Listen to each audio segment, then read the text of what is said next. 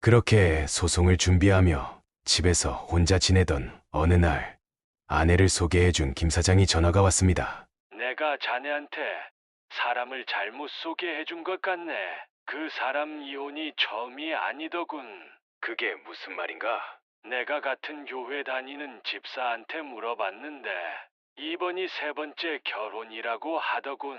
두 번째 이혼을 왜 했나 물어봤더니 가정폭력을 당했다 하더라고. 순간 온몸에 소름이 돋았습니다. 당연히 이혼은 한 번만 한 줄 알았는데 이런 게 처음이 아니고 이혼 사유도 동일하다니. 그리고 이건 정확한 건 아닌데 두 번째 이혼한 것도 5년 정도 결혼 생활을 하다가 이혼을 한 것 같아. 내가 자네한테 본의 아니게 큰 피해를 준 것 같네. 정말 미안해. 김 사장의 말이 끝나기도 전에 저는 모든 것을 이해했습니다. 왜 아내가 그렇게 완벽하게 증거 수집과 법적 절차를 알고 있었는지, 그리고 제가 가지고 있는 부동산에 관심이 많았는지. 설거지할 때, 운전할 때 듣는 고품격 토크쇼 서른톡 TV에 오신 걸 환영합니다. 최근 황혼재혼이 늘어나고 있는 추세인데요. 예전에는 사람들이 자라나던 행동들이라 황혼재혼을 할 때 어떤 문제가 있고 어떤 대비를 해야 하는지 잘 모르는 분들이 많은 것 같습니다. 오늘 사연은 이러한 황혼재혼과 관련된 사연으로 황혼재혼을 제대로 준비하지 못해 큰 피해를 입으신 분의 이야기입니다. 늘 그렇듯 원래 글을 그대로 올릴 경우 글쓴이 분에게 신뢰가 될 수 있기에 제가 최소한으로 이야기를 각색한 점 양해 부탁드리겠습니다. 그럼 본격적인 이야기 시작 전 구독과 좋아요 부탁드리고 바로 이야기 시작하겠습니다. 안녕하세요. 야탑에 살고 있는 올해 63세 남성입니다. 인터넷에 거의 글을 쓰지 않는데 제가 재혼을 하며 겪었던 일들이 너무 억울하고 기가 막혀 글을 써봅니다. 특히 재혼을 고려하시는 분들이라면 꼭 읽어주셨으면 합니다. 이야기를 제대로 하기 위해서는 제 전처와의 삶을 먼저 말씀드려야 할 것 같습니다. 저와 전처는 25살에 만나 31년을 함께 살았습니다. 우리는 아무것도 없이 시작했습니다. 전처는 제가 작은 가게를 시작할 때부터 늘 곁에서 든든한 지원군이 되어주었죠. 밤늦게까지 장사하면 따뜻한 숭늉한 그릇을 들고 와서는 여보, 힘들지? 라며 어깨를 다독여주곤 했습니다. 그렇게 우리는 서로를 의지하며 한 걸음씩 앞으로 나아갔고 마침내 이렇게 몇 채의 부동산도 가질 수 있게 되었습니다. 하지만 8년 전 전처는 갑작스러운 뇌출혈로 세상을 떠났습니다. 그날도 평소처럼 여보, 나 마트 다녀올게. 하며 웃으면서 나갔는데 그게 마지막이 될 줄은 꿈에도 몰랐죠. 갑자기 쓰러졌다는 연락을 받고 병원으로 달려갔지만 이미 의식이 없는 상태였고 일주일을 버티지 못하고 세상을 떠났습니다. 그 후에 1년은 제가 살았다기보다는 그저 존재했다고 해야 할 것 같습니다. 집에 들어서면 여보, 다녀왔어요라는 인사가 습관처럼 나왔다가 허공에서 메아리 치듯 돌아오곤 했죠. 밥도 제대로 못 챙겨 먹고 사업도 직원들에게 맡겨놓은 채 그저 하루하루를 버텼습니다. 그러던 어느 날 30년 지기인 김 사장이 저를 찾아왔습니다. 자네 이러다 몸 망가지겠어. 이제 새로운 인연을 만나보는 건 어떻겠나? 처음에는 완강히 거절했습니다. 전처와의 추억이 아직 생생한데 어떻게 다른 여자를 만날 수 있겠냐며 발뺌했죠. 하지만 김 사장의 말도 일리가 있었습니다. 이대로는 전처도 하늘에서 걱정할 거라고. 이제는 나 자신을 위해서라도 새로운 시작을 해보는 게 어떻겠냐고 했죠. 그렇게 소개받은 사람이 지금의 아내입니다. 처음 만난 자리에서 그녀는 무척 단아해 보였습니다. 음식점 테이블 앞에 앉아있는 그녀의 모습이 마치 전처와 똑 닮았다고 느꼈죠. 말투도 부드럽고 미소도 진실되어 보였습니다. 저도 혼자 살다 보니 너무 외롭더라고요. 이제는 서로 의지하면서 살고 싶어요. 라는 말에 마음이 움직였습니다. 그녀는 자신이 평범한 회사원으로 일하다 퇴직했다고 했습니다. 자녀들은 성인이 돼서 독립했고 특별한 재산은 없지만 범소하게 살아왔다고 했죠. 저는 그때 그녀의 재산 상태나 이전 결혼 생활에 대해 깊이 캐묻지 않았습니다. 지금 생각하면 이게 첫 번째 실수였네요. 2달 정도 만남을 이어가면서 서로에 대해 알아갔습니다. 그녀는 제가 사업을 하고 몇 채의 부동산이 있다는 걸 알게 되었을 때도 별다른 반응을 보이지 않았습니다. 오히려 서로 마음이 통하는 게 중요하지. 그런 건 중요하지 않아요. 라며 담담히 말하더군요. 그 모습에 저는 더욱 신뢰가 갔습니다. 지금 생각해보면 그때 이미 모든 게 계획되어 있었던 걸까요? 그녀는 정말 교묘하게 자신의 본 모습을 숨겼습니다. 마치 연극을 보는 것처럼 완벽한 연기였죠. 제가 전철을 그리워하며 우울해하면 많이 사랑하셨나 봐요. 그 마음 이해해요라며 눈물을 훔치기도 했습니다. 그런 모습에 저는 점점 그녀에게 마음을 열게 되었고 재혼을 결심하게 되었죠. 하지만 결혼 4년 차에 접어들면서부터 일상이 조금씩 변하기 시작했습니다. 처음에는 너무나 사소한 변화들이었기에 저는 전혀 눈치채지 못했습니다. 여보, 오늘은 김치찌개 해놨어요. 아, 짠 거 건강에 안 좋다고 몇 번을 말해요?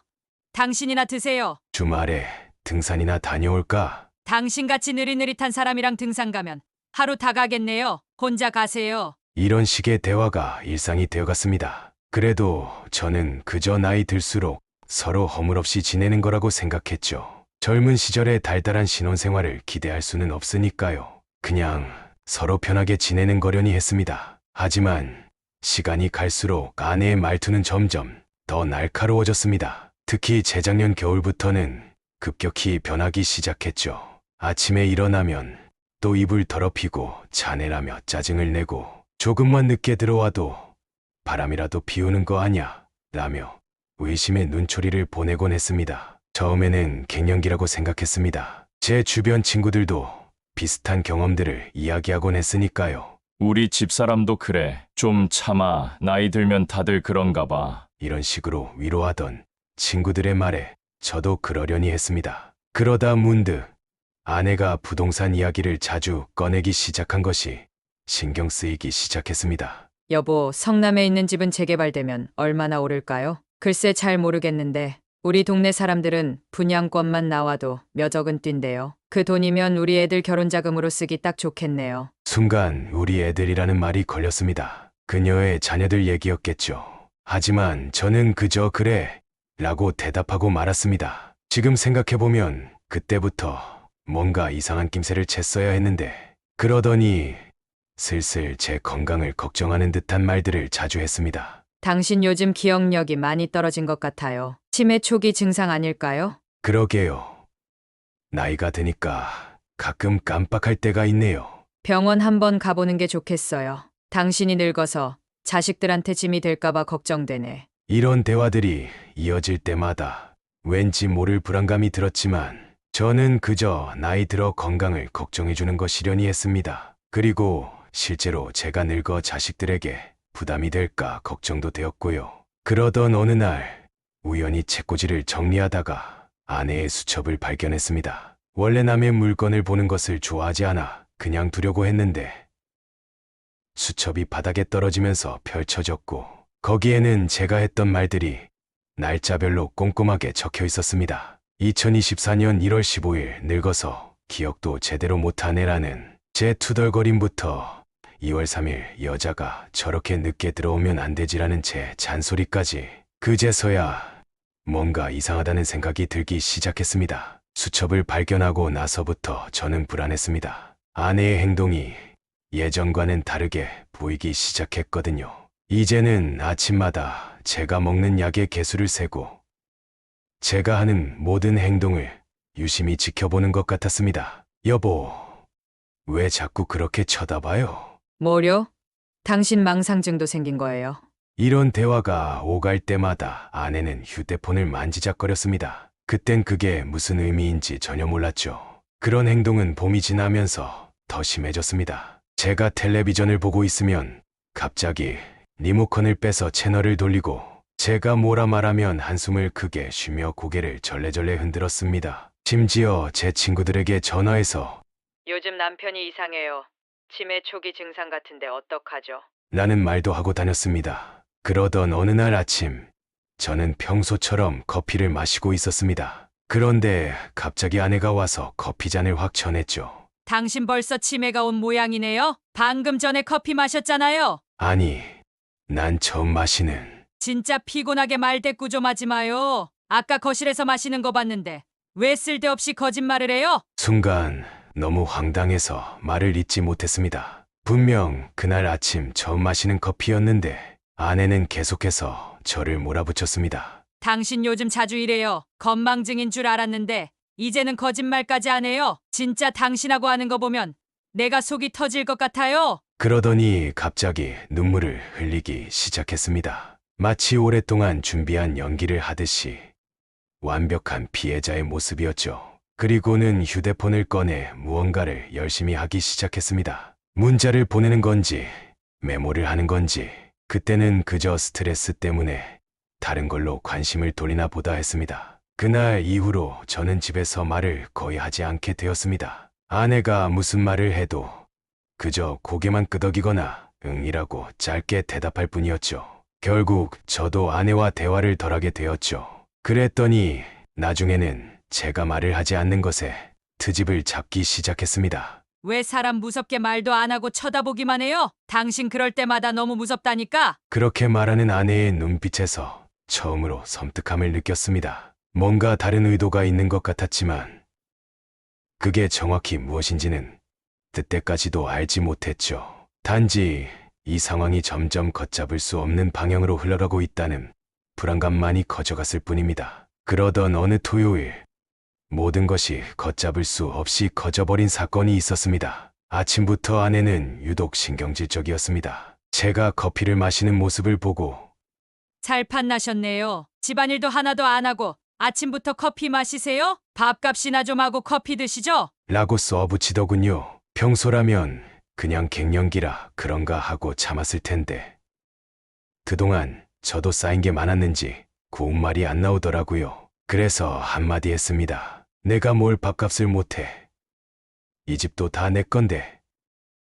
그리고 내가 한 달에 버는 돈이 얼만데 그딴 소리라는 거야. 그리고는 더 이야기하기 싫어서 부엌으로 가려는데 갑자기 아내가 제 앞을 가로막았습니다. 그래요? 지금 돈 많이 번다고 나 무시하는 거예요? 돈 많으면 사람 이렇게 무시해도 되는 거냐고요? 내가 언제 당신을 무시했어? 말 이상하게 하지 마. 지금 화내는 거예요? 당신 평소에도 항상 내가 당신보다 돈이 없다고 무시했던 거 모를 것 같아요? 아내의 목소리가 한 톤 더 높아졌습니다. 저는 더 이상 싸우고 싶지 않아 자리를 비키려는데 그때 아내가 제가 들고 있던 커피잔을 손으로 치더군요. 커피잔은 바닥으로 떨어져 깨지고 뜨거운 커피가 내 다리에 쏟아졌습니다. 아, 뜨거워. 지금 뭐 하는 거야? 순간 너무 화가 났고 그동안 참아왔던 모든 것들이 한꺼번에 치밀어 올라 아내에게 소리를 지르며 화를 냈습니다. 도대체 왜 이러는 거야? 내가 뭘 잘못했다고? 작작해야지.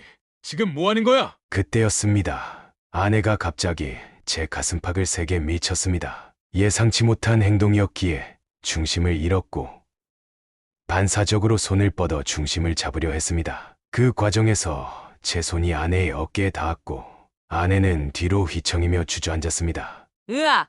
왜 때려? 이제는 폭력까지 쓰는 거예요? 사실 힘을 준 적도 없는데 아내는 마치 큰 상처라도 입은 것처럼 소리를 질렀습니다. 그리고는 방 안으로 도망을 가더라고요. 어처구니가 없어서 아내를 따라 들어가려는데 저를 못 들어 오게 막더니 바로 112에 신고를 하더라고요. 여보세요? 제 남편이 저를 폭행했어요. 네, 평소에도 이랬어요. 이번엔 정말 너무 심해요. 무서워요. 빨리 좀 도와주세요. 그 순간만큼 제가 멍했던 적이 없었습니다. 아내는 눈물을 흘리며 경찰에게 전화를 하고 있었고 저는 그저 그 자리에 서서 어떻게 된 일인지 이해하지 못한 채 서 있었죠. 얼마 지나지 않아 경찰이 도착했고 아내는 마치 오랫동안 준비해온 대본이라도 있는 것처럼 술술 진술을 시작했습니다. 경찰관님, 제가 얼마나 고통스러웠는지 아세요? 매일매일 폭언과 폭행에 시달렸어요. 증거도 있어요. 여기. 경찰들은 일단 저와 아내를 분리해서 조사했습니다. 저는 그저 진실을 이야기했죠. 아내가 먼저 밀었고 제가 넘어지지 않으려고 반사적으로 손을 뻗은 것뿐이라고요. 그런데 경찰관의 표정이 심상치 않았습니다. 선생님, 부인 진술에 따르면 이게 처음이 아니라고 하시네요. 그동안 지속적으로 폭언과 폭행이 있었다고 말문이 막혔습니다. 무슨 소리를 하는 건지 이해할 수 없었죠. 제가 어떻게 아내에게 폭행을. 하지만 경찰은 계속해서 말을 이었습니다. 녹음 파일도 있고 그동안의 일기장 기록도 있다고 하시는데요. 선생님께서 평소 폭언을 일삼으셨다는, 그제서야 아내가 평소 휴대폰을 만지작거리던 이유를, 수첩에 뭔가를 열심히 적어두던 이유를 알게 됐습니다. 모든 게 이 순간을 위한 준비였던 거죠. 경찰서에서 조사를 받는 동안 아내는 완벽한 피해자 연기를 했습니다. 눈물을 흘리며 더는 이렇게 살 수 없어요. 너무 무서워요. 라고 흐느끼는 모습에 경찰들도 안타까운 표정을 지었죠.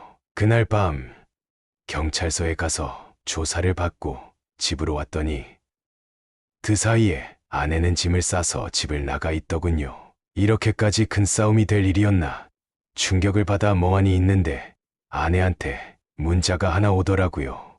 당신 너무 무서워서 더 이상 같이 못 살겠어요. 일단 당신하고 좀 떨어져서 우리 관계를 다시 고민해 봐야겠어요. 그리고 며칠 안 되어 더 큰 충격이 찾아왔습니다. 법원에서 온등기후 편물을 받았는데 이혼 소장이었습니다. 소장을 읽는 순간 머리가 어지러웠습니다. 거기에는 제가 전혀 기억하지 못하는 일들이 가득했으니까요. 2015년 3월 15일 심한 폭언과 물건 던지기, 2016년 7월 22일 늦게 들어온다는 이유로 발을 비틀고 폭행, 2020년 1월 5일 치매 증세로 인한 폭력적 성형심화 등등.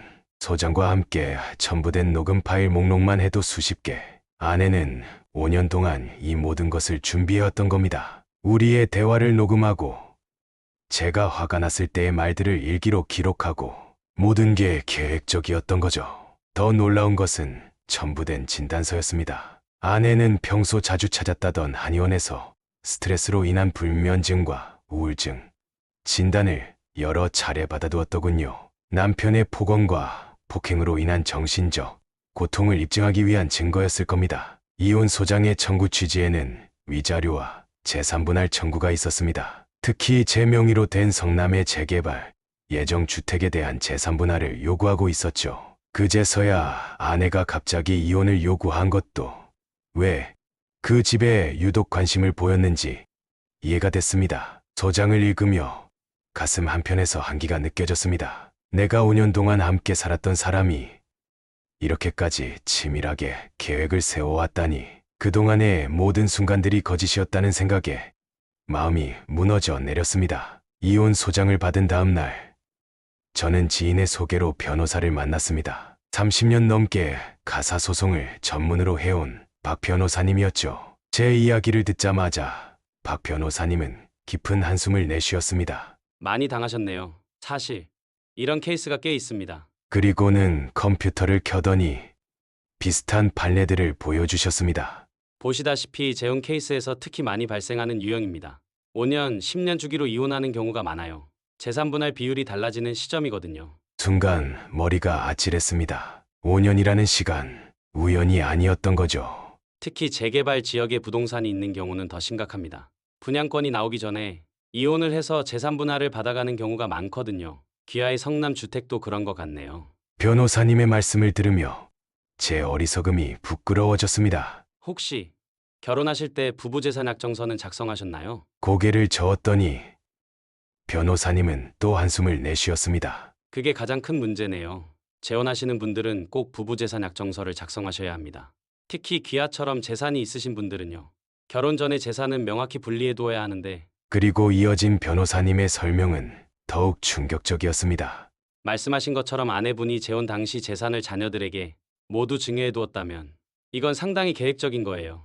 본인의 재산은 모두 빼돌려두고 남편의 재산은 혼인기간 동안 공동재산이 된다는 걸 노린 거죠. 방금 변호사님이 하신 말씀이 이해가 되지 않았습니다. 그게 무슨 의미인가요? 아내분은 결혼 전에 이미 자신의 재산을 자녀들에게 증여했으니 이혼할 때 분할할 재산이 없는 거죠. 반면 귀하의 재산은 혼인기간 동안의 것으로 인정되어 분할 대상이 됩니다. 특히 5년이 지났으니 재산 분할 비율도 더 높아질 수 있고요. 순간 뒤통수를 맞은 것 같았습니다. 그동안 아내가 보여준 검소한 모습, 재산에 관심 없는 척하던 태도, 모든 게 이미 치밀하게 계산된 연기였던 거죠. 지금이라도 부부 재산 약정서를 쓸 수는 없나요? 이미 늦었습니다. 이건 결혼 전에 작성했어야 해요. 지금 와서 쓰면 법적 효력이 없어요. 게다가 아내분이 이미 가정폭력 증거까지 확보해 두었다고 하시니 변호사님의 말씀이 여기까지 이어졌을 때 제 안에서 뭔가가 무너져 내리는 것을 느꼈습니다. 이제야 모든 게 이해가 되는 거예요. 왜 그렇게 결혼을 서두르더니 재산 이야기는 일절 꺼내지 않았는지, 왜 자신의 통장 잔고를 보여주며 가난한 척을 했는지, 변호사와의 상담 이후 혹시나 하는 마음에 아내에게 연락을 해봤지만 변호사와 이야기하라는 답변만 왔습니다. 직접 찾아가 보고도 싶었지만 경찰에서는 접근 금지 명령이 내려진 상태라 만나지도 못하고 너무 답답하고 화가 났습니다. 그나마 다행인 건 제 자녀들이 제 편이 되어준 것입니다. 특히 딸아이가 적극적으로 나서서 도와주었죠. 아빠, 제가 봤을 때도 이상했어요. 그분이 저희한테 유독 친절하게 대하시더니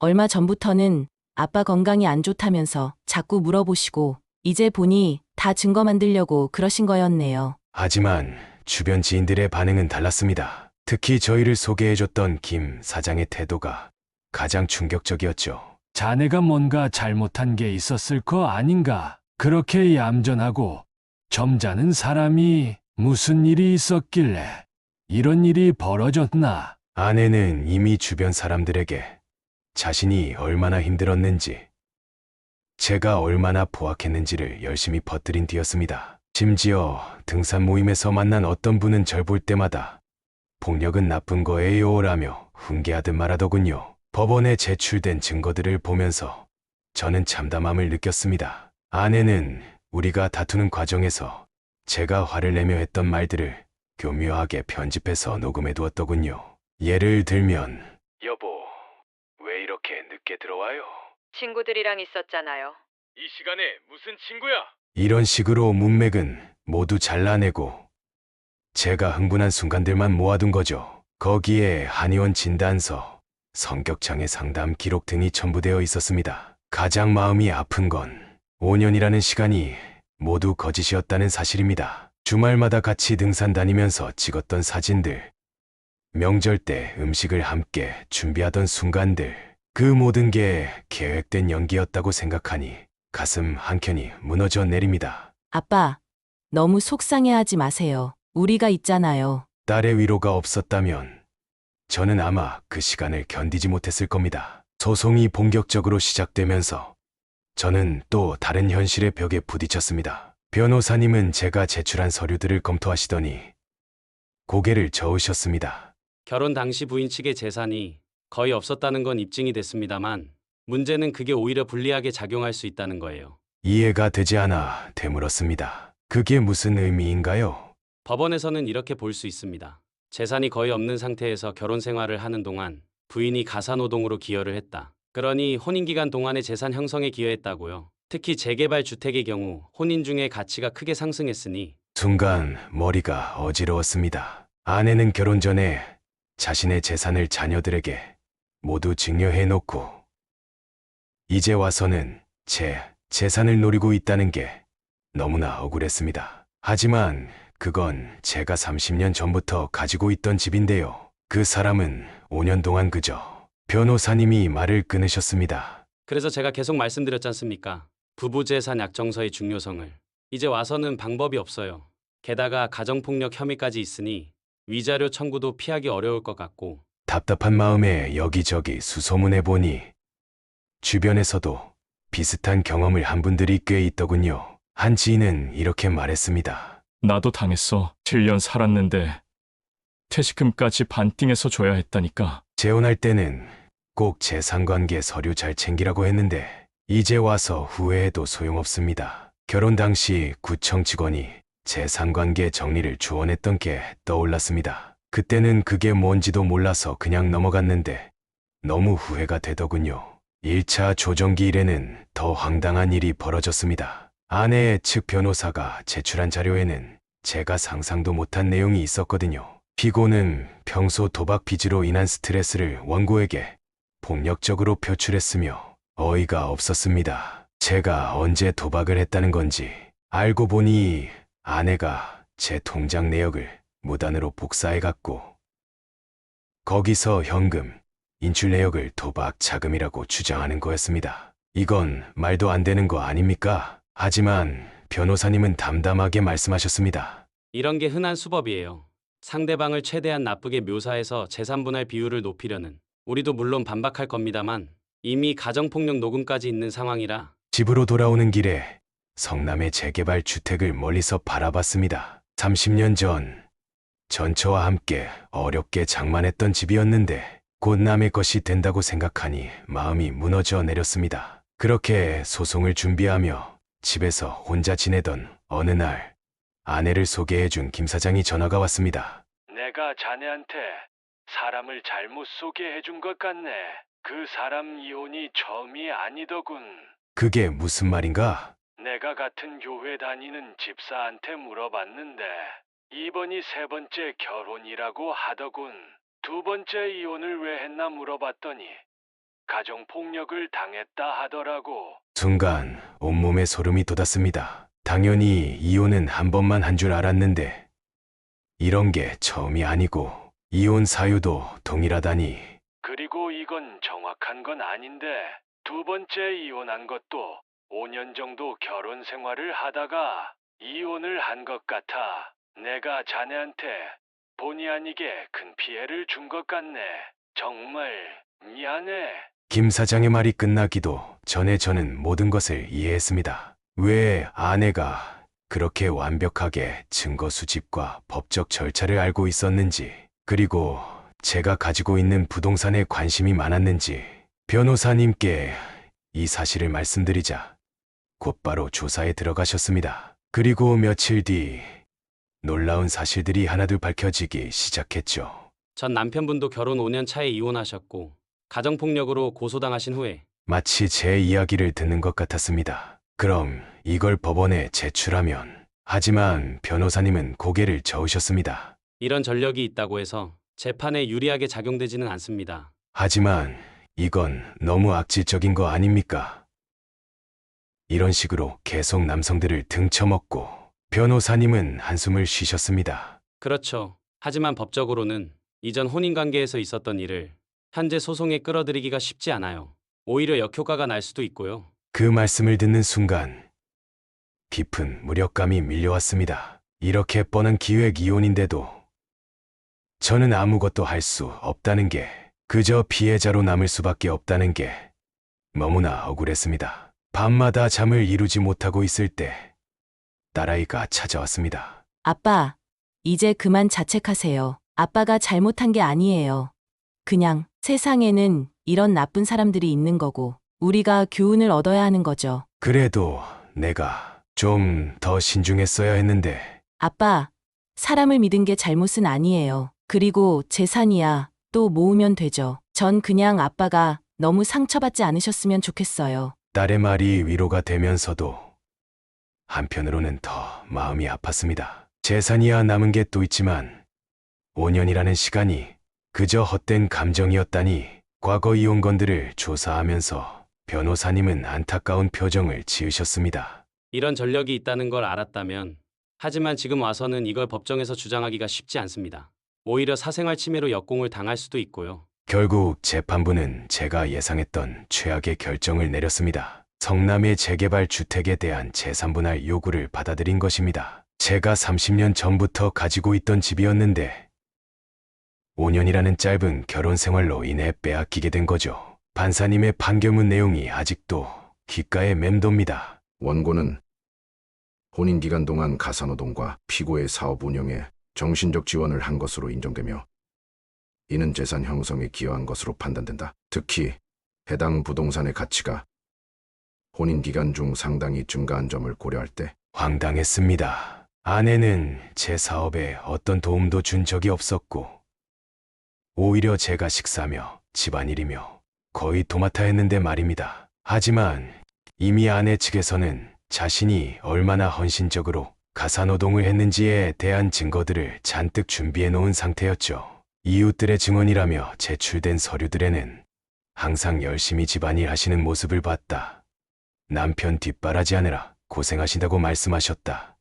같은 내용들이 가득했습니다. 모두 아내가 미리 준비해둔 각본이었겠죠. 아빠, 항소하시면 안 될까요? 아들이 안타까운 표정으로 물었습니다. 하지만 변호사님은 고개를 저으셨죠.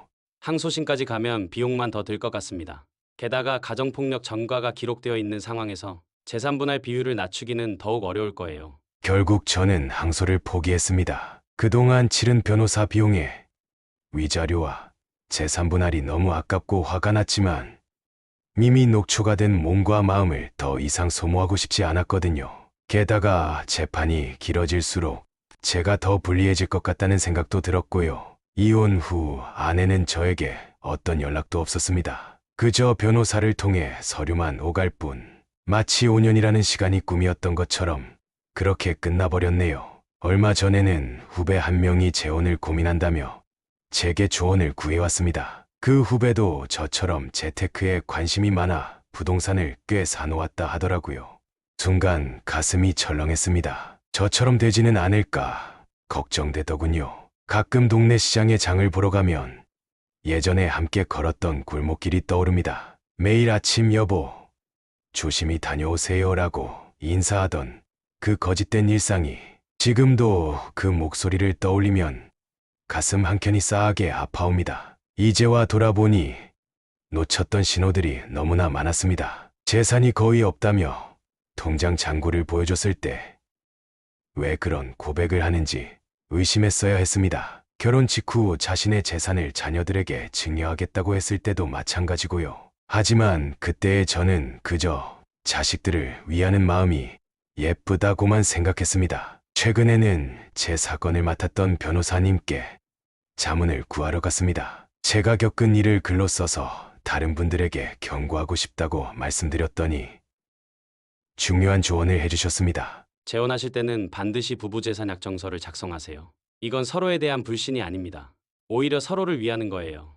이전 재산은 이전 재산대로, 새로 시작하는 부부의 재산은 새로 시작하는 대로 이렇게 명확히 해두면 나중에 서로 덜 다치게 됩니다. 변호사님 말씀으로는 요즘 젊은 부부들도 혼인신고 전에 이런 약정을 많이 한다고 합니다. 웃으면서 사랑과 돈은 분리해서 생각하라는 말씀을 하시더군요. 제 자녀들도 이제는 달라졌습니다. 제가 데이트를 한다는 이야기만 나와도 바로 상대방의 신원을 조회하겠다고 하네요. 딸아이는 얼마 전에 이런 말을 했습니다. 아빠, 이제는 사람 보는 눈이 생기셨죠? 전 사실 그분이 처음 왔을 때부터 뭔가 이상했어요. 너무 완벽해 보이려고 하시는 게. 근데 그때는 아빠가 행복해 보이셔서 말씀드리기가 조심스러웠거든요. 맞습니다. 너무 완벽해 보이는 모습 뒤에는 뭔가 숨겨진 의도가 있을 수 있다는 걸 이제야 깨닫게 되었네요.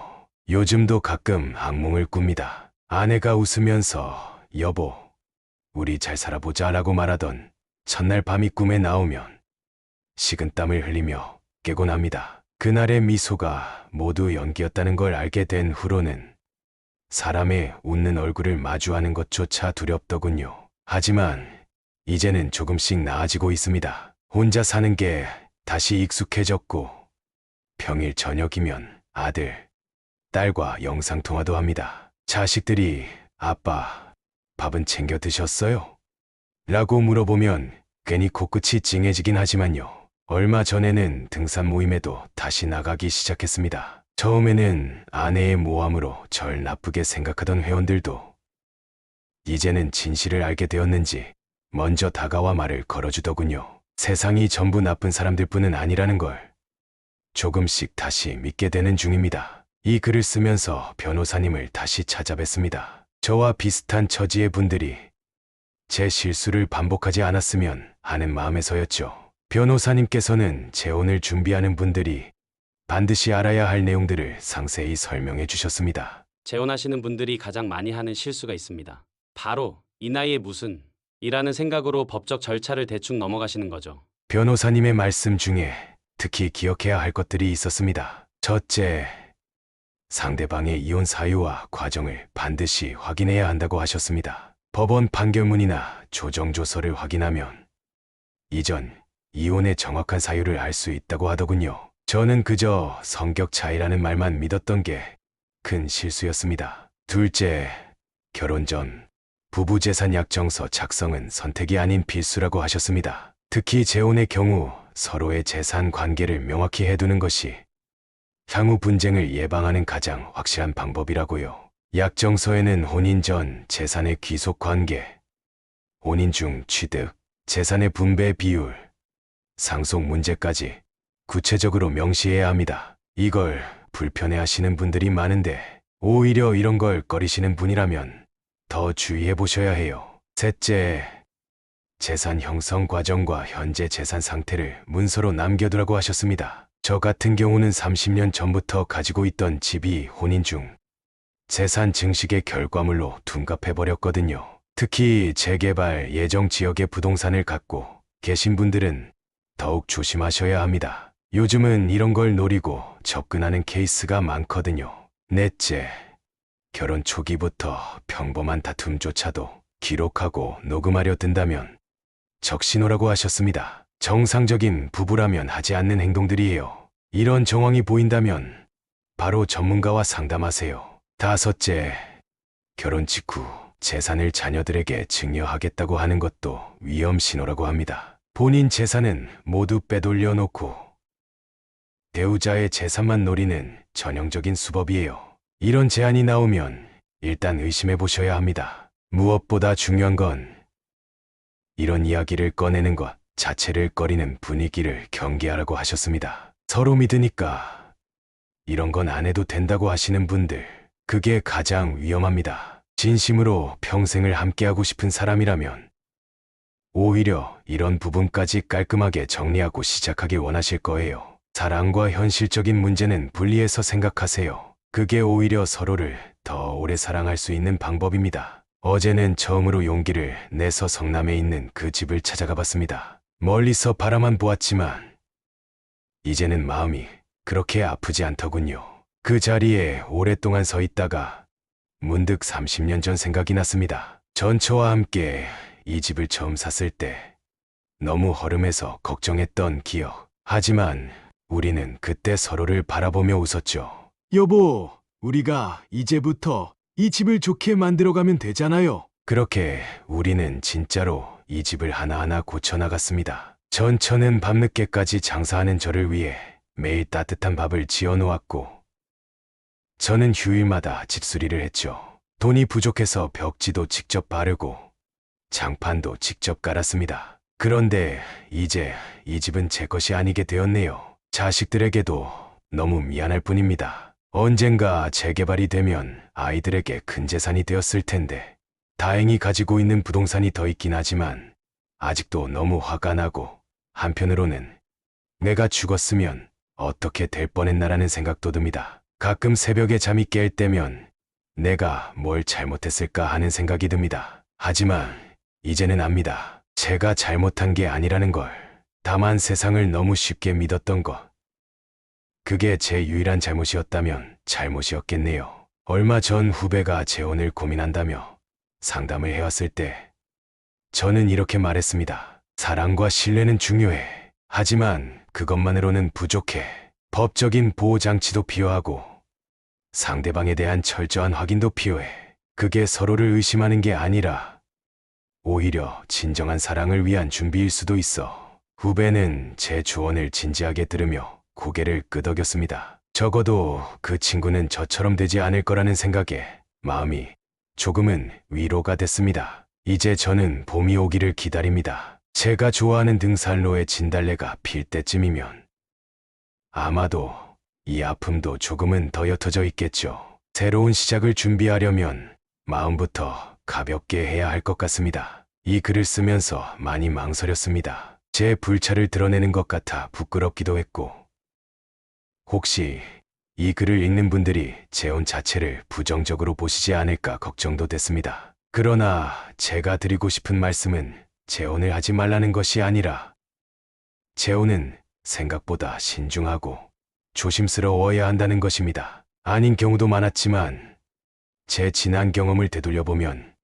이혼을 한 사람들은 기본적으로 어느 한 부분에 하자가 있을 경우가 많았습니다. 그게 성격이 되었던 경제적 문제가 되었던 말입니다. 그래서 재혼을 고민하시는 분들께 꼭 당부드리고 싶은 것이 있습니다. 첫째, 서로의 과거는 반드시 확인하세요. 이전 혼인 관계가 어떻게 끝났는지, 왜 끝났는지 이런 것들을 정확히 알아보는 게 중요합니다. 둘째, 결혼 전에 재산 관계는 명확히 하세요. 상대방이 불편해하더라도 부부 재산 약정서는 반드시 작성하시기 바랍니다. 이건 불신이 아닌 신뢰의 시작입니다. 그리고 마지막으로 너무 서두르지 마세요. 저는 외로움을 견디지 못해 서둘러 결정을 내렸고 그 결과는 참담했습니다. 하지만 지금은 압니다. 혼자여도 괜찮다는 걸.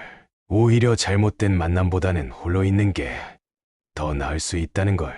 성남의 집을 잃은 것이 처음에는 너무 가슴 아팠지만 이제는 다르게 생각합니다. 그 집과 함께 제 과거의 아픔도 모두 보내기로 했으니까요. 새로운 삶을 시작하기 위해서는 때로는 무언가를 내려놓는 것도 필요한 것 같습니다. 혹시 이 글을 읽으시는 분들 중에 저와 비슷한 상황에 계신 분이 있다면 절대 혼자가 아니라는 걸 기억하세요. 저처럼 아픔을 겪은 사람들이 있고 그 아픔을 이겨낸 사람들도 있습니다. 그리고 무엇보다 사랑이란 이름으로 포장된 거짓에 속아 상처받으신 분들께 꼭 말씀드리고 싶습니다. 당신의 잘못이 아닙니다. 순수한 마음으로 누군가를 믿었다는 것은 결코 부끄러운 일이 아닙니다. 부디 현명하게 잘 생각하시어 저와 같은 실수를 안 하시기를 바랍니다. 긴 글 읽어주셔서 감사합니다. 오늘 사연은 여기까지입니다.